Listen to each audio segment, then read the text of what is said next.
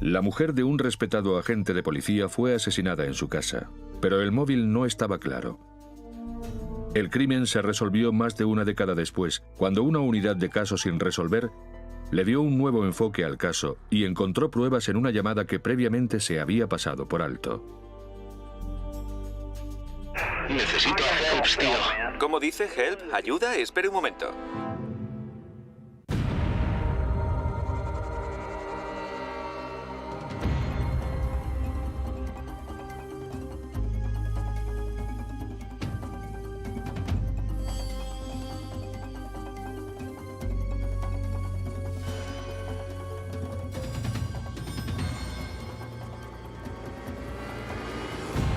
Crímenes imperfectos. La mayoría de vecinos de la pequeña localidad de Springboro, Ohio, conocían a Jim y Vicky Barton. Jim era teniente de la policía local y tenía una carrera muy prometedora por delante. Muchos creían que terminaría convirtiéndose en jefe de policía. Siempre había sido muy concienzudo, muy profesional, muy afable y muy previsible. Su mujer, Vicky, era enfermera jefe en el hospital de la localidad. Le encantaba su trabajo y era muy compasiva. Era muy buena en su trabajo y le encantaba lo que hacía. Una noche después de trabajar, Jim volvió a casa y encontró todo patas arriba. Su mujer estaba en el suelo del dormitorio. La habían matado a disparos. Policía, ¿qué emergencia tiene? Acaban de matar a mi mujer, creo. ¿Dónde está? Está... Soy el teniente Barton. Tenía una almohada sobre la cabeza y no respira. Y está desnuda. No sé qué está pasando, pero manden a alguien aquí. Ahora mismo lo comunico. Lo único que quería era llegar allí cuanto antes. Me pasaban muchas cosas por la mente, ya que Jim también era policía. ¿Habría intentado alguien hacerle daño a él o a su familia?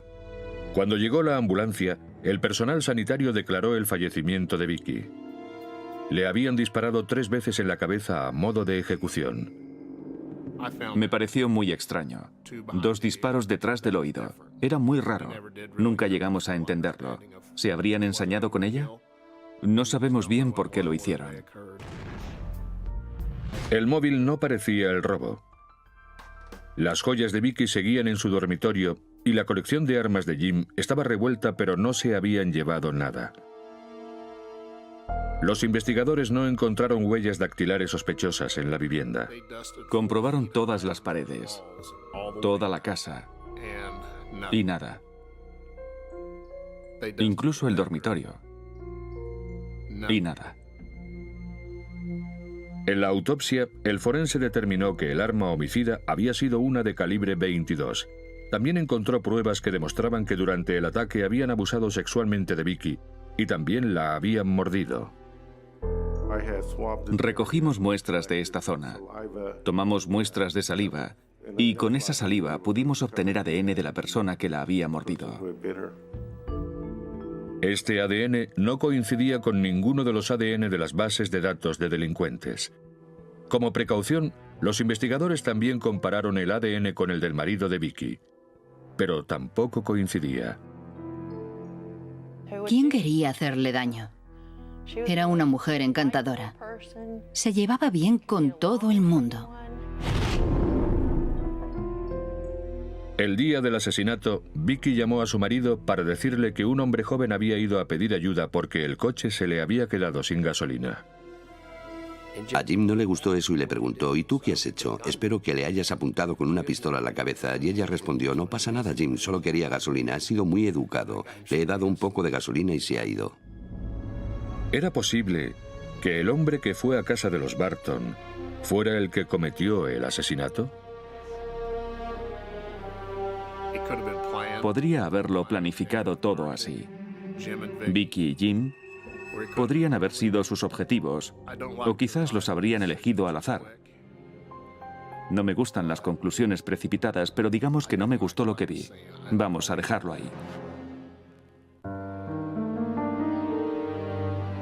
El asesinato estilo ejecución de Vicky Barton, la mujer de un teniente de policía, conmocionó a la pequeña localidad de Springboro, Ohio.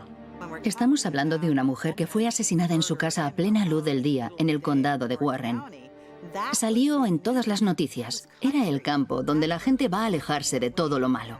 Así que salió en todas las noticias. La policía tuvo que plantearse que alguno de los detenidos por Jim Burton podría haberse vengado de él así. Nunca habían asesinado a nadie relacionado con un agente de policía en este condado, por lo menos que yo recuerde. Habían matado a algunos agentes, pero nunca habían asesinado a ningún familiar. Los investigadores comprobaron los expedientes de todos los expresidiarios relacionados con Jim, pero no llegaron a ninguna parte. Pasaron los días, las semanas y no aparecía más información. Al año del asesinato de Vicky, el caso seguía sin resolverse. Se trabajó exhaustivamente en el caso, sobre todo porque se trataba del asesinato de la mujer de un agente de policía, y examinaron todas y cada una de las pistas. Jim Burton pasó página en su vida. Le dije que me llamara si alguna vez necesitaba hablar con alguien que conociera a su mujer. Y entonces me pidió mi número de teléfono. Lo apuntó y me dijo que me llamaría. Y lo hizo la noche siguiente. 15 meses después del asesinato de Vicky, Jim se casó con Mary Ann Lacey, una amiga de la infancia de Vicky y dama de honor en su boda. Pero el matrimonio no fue bien desde el principio. A los pocos meses, Mary Ann empezó a notar en él un extraño comportamiento. Según ella, pasaba horas solo en el sótano a oscuras. Era muy callado y nunca sabía qué estaba haciendo. Y eso me hacía sentir mucha desconfianza. Después de 17 meses, la pareja se divorció. Mientras tanto, los investigadores siguieron buscando al asesino de Vicky. Era algo que seguía atormentando a toda la comunidad. Era un misterio aterrador y obsesionante, ya que se trataba de una persona respetada y querida. Así que había que resolverlo. Entonces, 4 años después del asesinato, la policía dio con la primera pista. Gary Henson, un ladrón de poca monta, fue detenido por tráfico de drogas. Durante el interrogatorio policial dijo que sabía algo del asesinato de Vicky Burton. Se desmoronó y empezó a llorar delante del detective y dijo: sé algo que tengo que decirle. Dijo que su hermano había participado en el asesinato de la mujer del policía. El hermanastro de Henson, William Phelps, se lo había contado todo.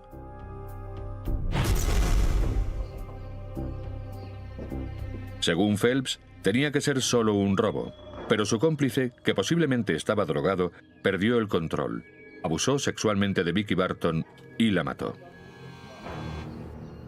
Los investigadores averiguaron que William Phelps no fue a trabajar el día del asesinato de Vicky. Y por desgracia, no fue posible interrogarle.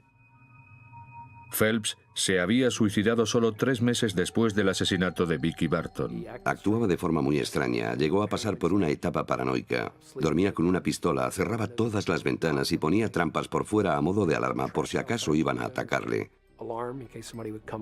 Después del homicidio, empezó a actuar como si tuviera mucho miedo. Y según Gary Henson, Phelps nunca reveló la identidad de su cómplice. De la información facilitada por Gary Henson, la policía mandó exhumar el cuerpo de su hermano Will Phelps para determinar si el ADN del cuerpo de Vicky era el mismo. El patólogo forense Lee Lehman buscó ADN de Phelps en su dentadura. Le extrajimos algunos dientes en busca de ADN, porque las células dentro de los dientes están bien resguardadas por materiales bien resistentes como el esmalte. Y no se contaminan por las bacterias ni la putrefacción. El ADN de Will Phelps no coincidía con la saliva del cuerpo de Vicky Burton. Y el ADN de Gary Henson tampoco. Tenemos pruebas que demuestran que estuvo en la cárcel durante el homicidio. Es imposible que fuera él. Otro callejón sin salida. Me levanté y me fui a dar un largo paseo. De hecho, salí de la oficina y estuve conduciendo un rato pensando, ¿qué hacemos ahora? Pasaron otros 4 años. Pero entonces, una unidad de casos sin resolver reabrió la investigación del asesinato de Vicky Barton. Estaban particularmente interesados en un comentario que había hecho Jim Barton a un compañero en la escena del crimen. Me dijo, la han matado, tío. Esos asesinos cabrones la han matado. Pero ¿cómo sabía Jim Barton que hubo más de un asesino? No se habla en plural a menos que sepas que hay más de un implicado.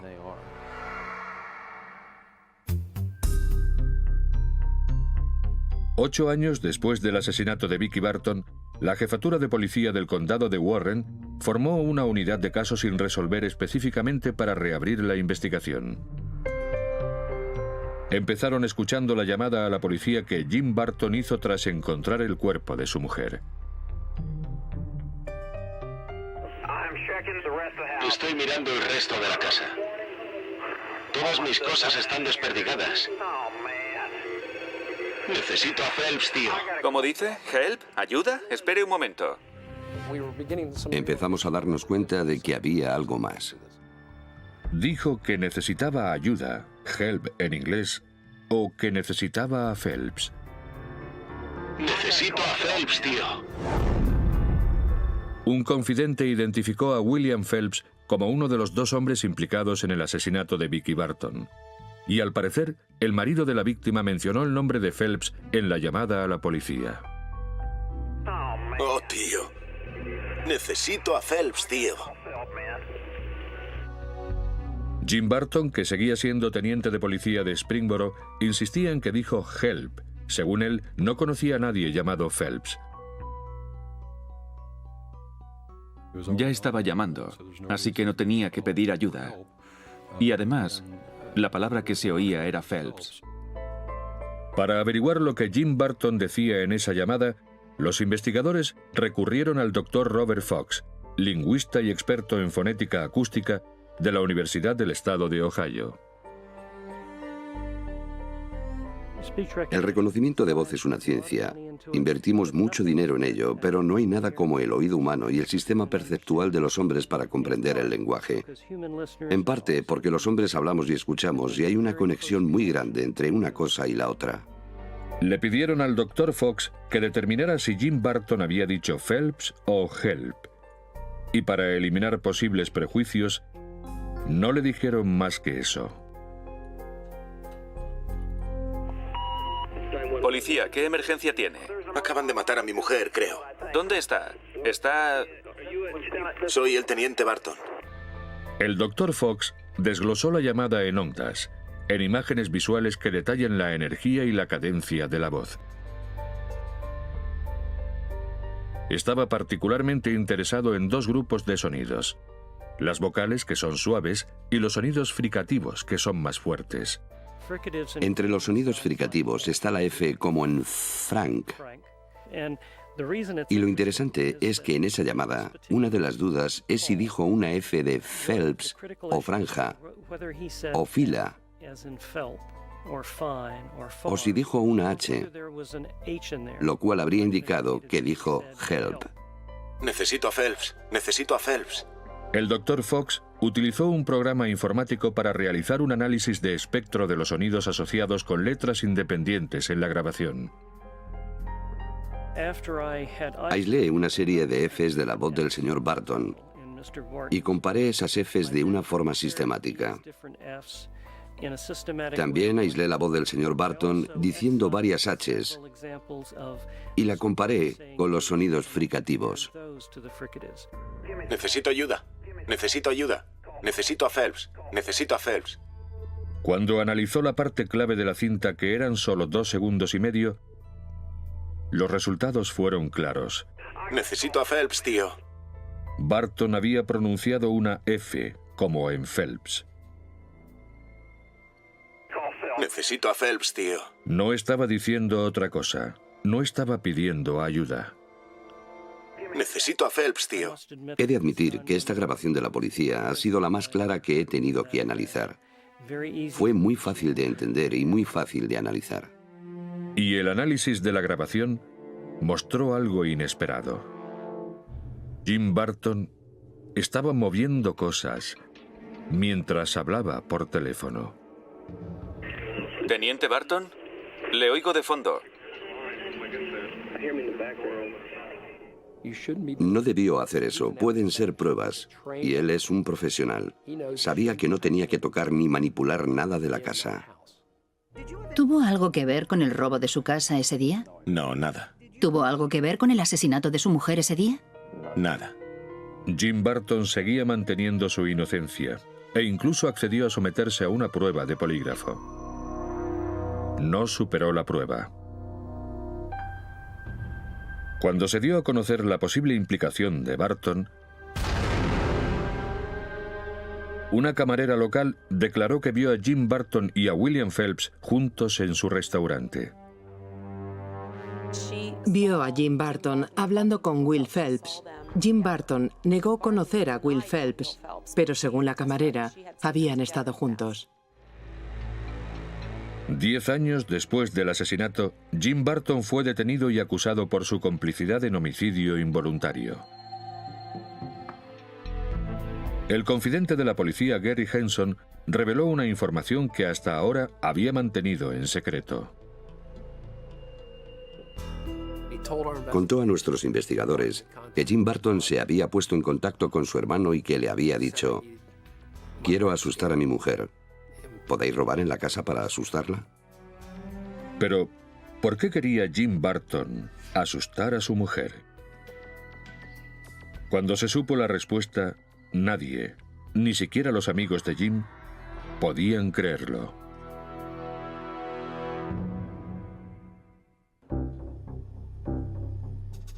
Los investigadores se preguntaban por qué Jim Barton, policía desde hacía 15 años en Springboro, contrataría a unos delincuentes para intimidar y asustar a su mujer, Vicky. Entonces recordaron que Jim Barton había hecho campaña para conseguir el puesto de jefe de policía. Pero para conseguir ese puesto, tenía que vivir dentro de los límites de Springboro. Y al parecer, Vicky no quería irse de su finca de más de 4 hectáreas, situada a las afueras de la ciudad. Lo hizo por eso. Quería asustar a su mujer para que se fueran de la granja e irse a la ciudad para conseguir el puesto de jefe de policía. Jim quería asustar a Vicky y contrató a esos hombres para que fueran a asustarla. Por algunas declaraciones que oí referentes al caso, creo que pagó a esos hombres para que la dispararan a Vicky por encima de la cabeza. Estoy echando un vistazo en el resto de la casa. Todas mis cosas están desperdigadas. Dios, necesito a Phelps, tío. ¿Cómo dice? ¿Help? ¿Ayuda? Espere un momento. William Phelps se suicidó 3 meses después del asesinato de Vicky, posiblemente por su implicación en el caso. No dejó nunca nota escrita y su mujer se preguntó durante muchos años qué ocurrió y por qué se suicidó. Curiosamente, Jim Barton se trasladó a Springboro al poco de morir Vicky. Pero nunca consiguió su sueño de convertirse en jefe de policía. Le denegaron el ascenso hasta en 3 ocasiones. Antes del juicio, a Jim Barton le ofrecieron un acuerdo extrajudicial para que identificara al cómplice de Phelps. Pero no aceptó. Siguió insistiendo en que no sabía nada del crimen. Es difícil saber qué sabe Jim Barton. Hubo un momento en que pensamos pedirle que nos ayudara a averiguar quién fue el cómplice, una vez que acabara todo esto, todas las apelaciones, etc., pero no es posible todavía. Jim Barton fue condenado por su complicidad en el asesinato de su mujer. Su condena fue a 15 años de prisión. De no haber sido por las pruebas forenses a las que se sometió la llamada de Jim, puede que el caso no se hubiera podido resolver. Jim Barton está donde tiene que estar. Es extraño porque es un policía, pero las cosas son así. Se cometió un crimen y se ha hecho justicia. Son profesionales. Y cuando se es un profesional, las cosas son muy simples. Nadie sale impune de los crímenes. No importa qué uniforme